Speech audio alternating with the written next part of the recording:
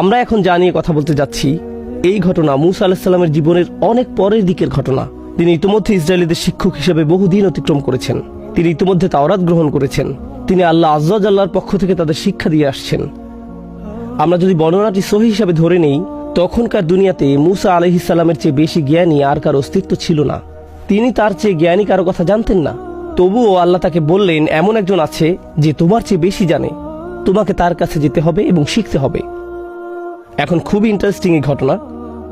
এমন একজন সম্পর্কে আমরা কোরআন থেকে যা জানি, এই নবীকে অন্য সবার চেয়ে বেশি জ্ঞান প্রদান করা হয়েছে। তারপরেও আল্লাহ তাকে বলছেন তোমাকে অন্য একজনের কাছ থেকে শিখতে হবে। আমরা জানি যে কোনো ব্যক্তি যত বেশি শিখে, যত বেশি যোগ্যতা অর্জন করে, যত বেশি সার্টিফিকেট অর্জন করে, সমাজে তার মর্যাদা তত বেশি বৃদ্ধি পায়।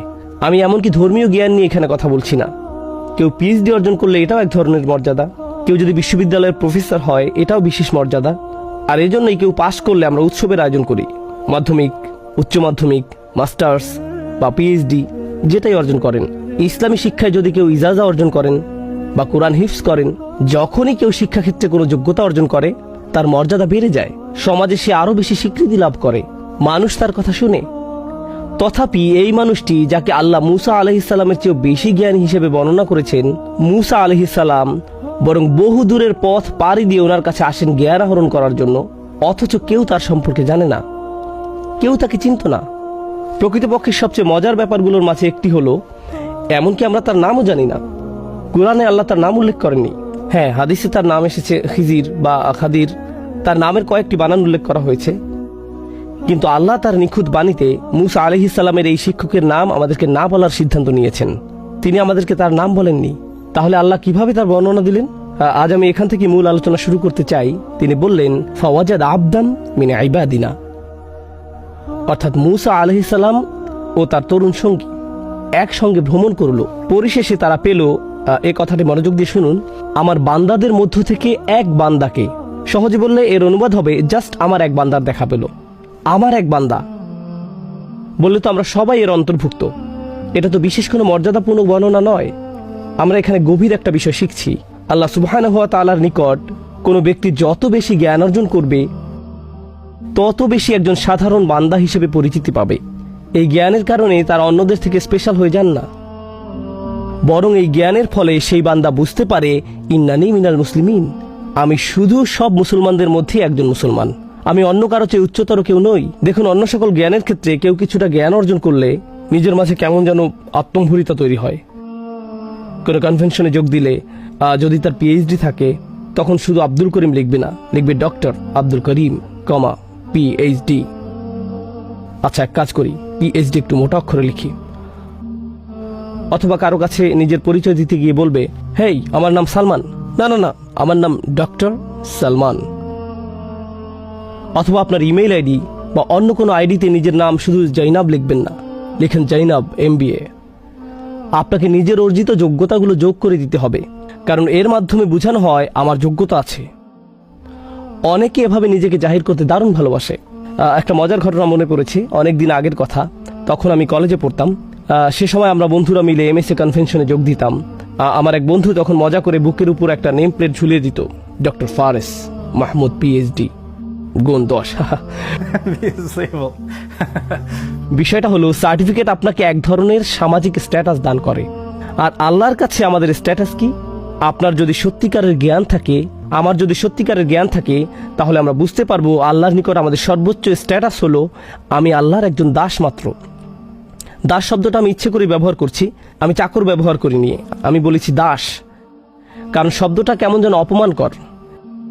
একেবারে আক্ষরিক অর্থে আরবিতে, আমাকে তো কোরআনের আরবির যত কাছাকাছি সম্ভব অনুবাদ করতে হবে। আমি রাজনৈতিকভাবে শুদ্ধ হওয়ার চেষ্টা করছি না, আমি ভাষাগত দিক থেকে সঠিক হওয়ার চেষ্টা করছি। বোঝার চেষ্টা করুন কেন এই পরিভাষাটি ব্যবহার করা হয়েছে। কারণ আল্লাহ ছাড়া অন্য যে কারো নিকট দাসত্ব স্বীকার করা অপমানজনক, কিন্তু আল্লাহর দাস হওয়া সম্মানের ব্যাপার। এর মাধ্যমে মূলত আমাদের মুক্তি ঘটে। আপনার পক্ষে এমন কোনো টাইটেলের কথা, এমন কোনো উপাধির কথা চিন্তা করা সম্ভব নয় যা দাসের চেয়ে নিচু হতে পারে। দাস, পৃথিবীতে মানুষ যত ধরনের চাকরি করে, চাকরিতে যত ধরনের পদ আছে, কেউ যদি দাসত্বের পদ গ্রহণ করে, এর চেয়ে বিনয়ী, এর চেয়ে নিচু আর কোনো পদ হতে পারে না। আর এই ঘটনায় আমরা দেখতে পাচ্ছি এমন একজনকে যার রয়েছে সর্বোচ্চ জ্ঞান, তথাপি সব মিলিয়ে তিনি শুধুই একজন আবদান, একজন দাস। অধিকন্তু এটা আল আব্দ ব্যবহার করা হয়নি। এটা এমনকি মুআররাফ বিল নামও নয়। এখানে এমনকি সুনির্দিষ্ট করে দাসটিও বলা হয়নি। এমন বলা হয়নি যে ইনি সেই লোক যার কাছ থেকে তুমি শিখবে, না, যে কোনো একজন দাস। কারণ এখান থেকে আমরা জানতে পারি সত্যিকার অর্থে ইসলাম শিখার অর্থ কি। কেউ যখন সত্যিকার অর্থে আল্লাহর জ্ঞান আহরণ করে, তখন আসলে সে ব্যক্তি আরো বেশি বেশি বেশি সাধারণ মানুষদের অন্তর্ভুক্ত, তাদের উপরে নয়। সে অন্য সবার উপরে নয়, সে আরো বেশি বিনম্র, যত ডিগ্রি তার থাকুক না কেন। জানো আমি কোন ভার্সিটি থেকে পাশ করেছি? জানো আমার কতগুলো ডিগ্রি আছে? তোমার কি এই বিষয়ে ইজাজা আছে? তুমি কি অমুক শায়েখের কাছ থেকে শিখেছ? এর কোনো কিছুই এখন আর গুরুত্ব বহন করে না। এগুলো এখন অনুপস্থিত। প্রায় বছরখানেক আগের একটা চমৎকার অভিজ্ঞতার কথা আমার মনে পড়েছে। আমি আরব উপদ্বীপের দেশ ওমানে ভ্রমণে গিয়েছিলাম। সেখানকার একটি প্রোগ্রামে আমি যোগ দিয়েছিলাম, যা একটি মসজিদে আয়োজন করা হয়েছিল। প্রোগ্রামটি ছিল 7 দিন ব্যাপী। এটা ছিল একটা ইতিকাফ, যাতে আমরা 500 জন উপস্থিত ছিলাম। এটি ছিল শুধু কোরআন নিয়ে গভীর চিন্তাভাবনা বিষয়ক প্রোগ্রাম। এটাই ছিল তার মূল উদ্দেশ্য।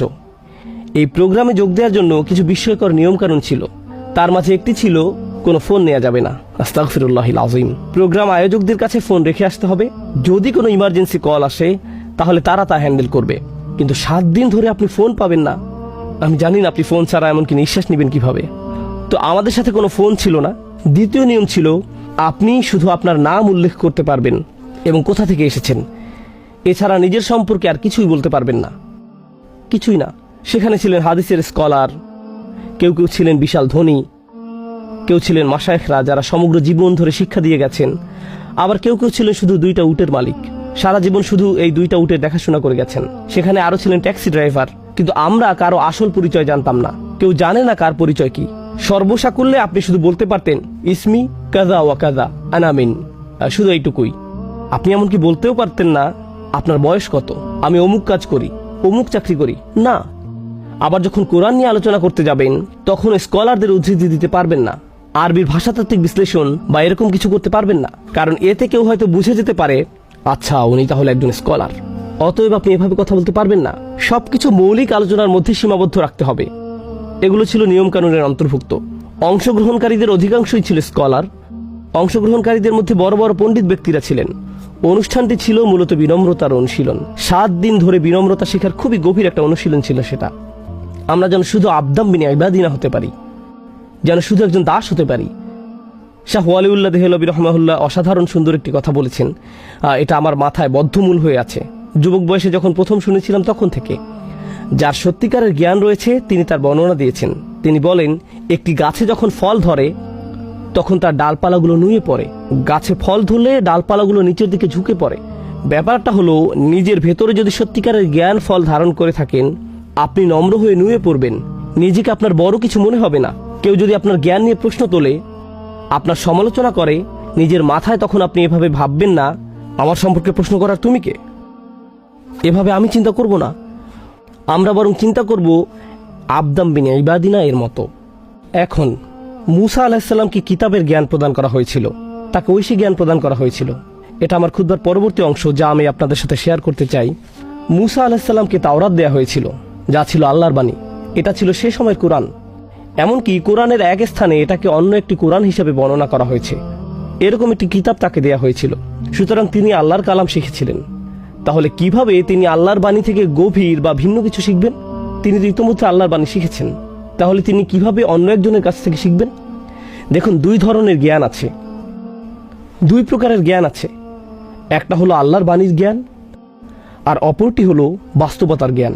তাহলে একটা হলো আল্লাহর কালামের জ্ঞান, আর একটা হলো বাস্তবতার জ্ঞান।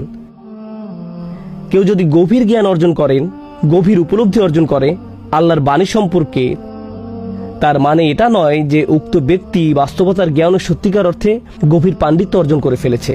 এগুলো সম্পূর্ণ আলাদা 2টি বিষয়।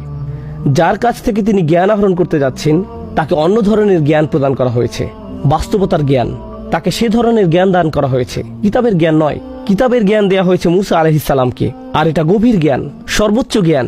কিন্তু এটা হলো ভিন্ন ধরনের জ্ঞান।